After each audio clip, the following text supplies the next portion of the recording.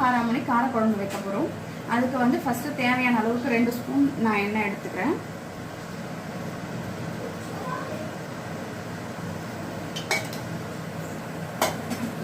எண்ணெய் நல்லா சூடாயிடுச்சு.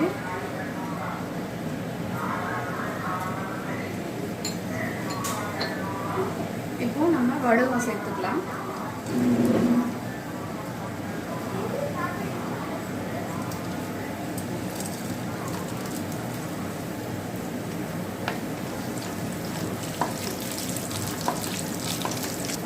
வடுகம் நல்லா பொரிஞ்சிருச்சு.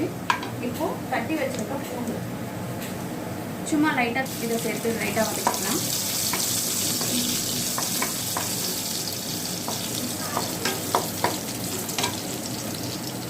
தேவையான அளவு வெங்காயம் ரொம்ப பொடி பொடியாக வெட்டணும். எப்பயுமே காரக்குழம்புக்கு நீங்கள் எவ்வளோ பொடிசாக வெட்டுறீங்களோ அப்போ தான் டேஸ்ட் நல்லாயிருக்கும்.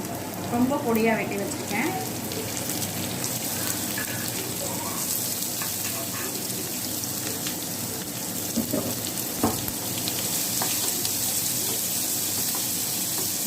ஃபஸ்ட்டு வெங்காயம் நல்லா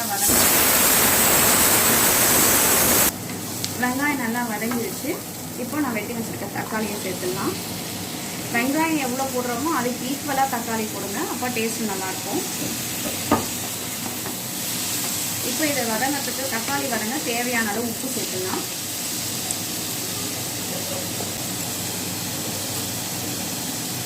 இப்போ இதை நல்லா வதங்கட்டும்.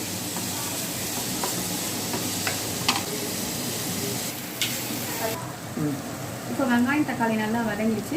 இப்போ தேவையான அளவு மஞ்சள்தூள், மிளகாத்தூள் உங்களுக்கு தேவைக்கு ஏற்ற மாதிரி சேர்த்துக்கோங்க.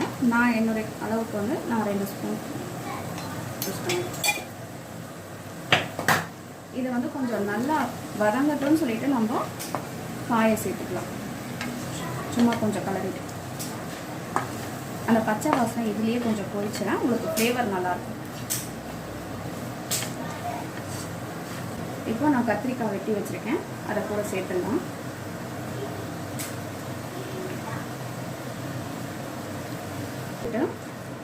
கத்திரிக்காவை நம்ம தேவையான அளவு தண்ணி வச்சு வேக விட்டுருவோம்.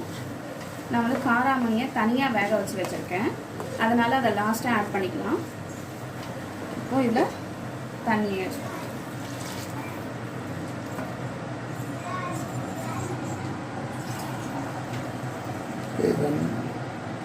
குழம்புக்கு தேவையான அளவுக்கு புளியை ஊற வச்சுக்கலாம். அதுக்குள்ளே கத்திரிக்காய் வெந்து வந்திருக்கும். இப்போ நல்லா கத்திரிக்காய் வெந்து வந்திருக்கு.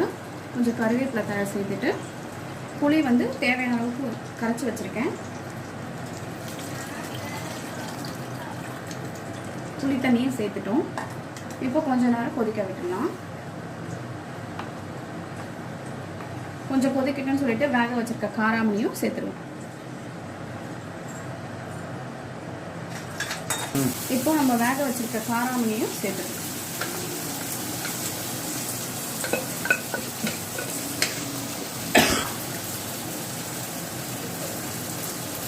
நான் வந்து எங்களுக்கு தேவையான அளவுக்கு குழம்பு வச்சுருக்கேன். உங்களுக்கு எவ்வளோ தேவையோ அதுக்கேற்ற மாதிரி தண்ணி ஊற்றி வச்சுக்கோங்க.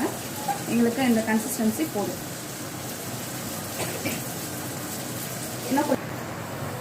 குழம்பு நல்லா கொதி வந்துருச்சு. இப்போ நம்ம கொத்தமல்லி தழை தூவி ஆஃப் பண்ணிடலாம். பிடிச்சிருந்தா கமெண்ட் பண்ணுங்கள், லைக் பண்ணுங்கள், ஷேர் பண்ணுங்கள்.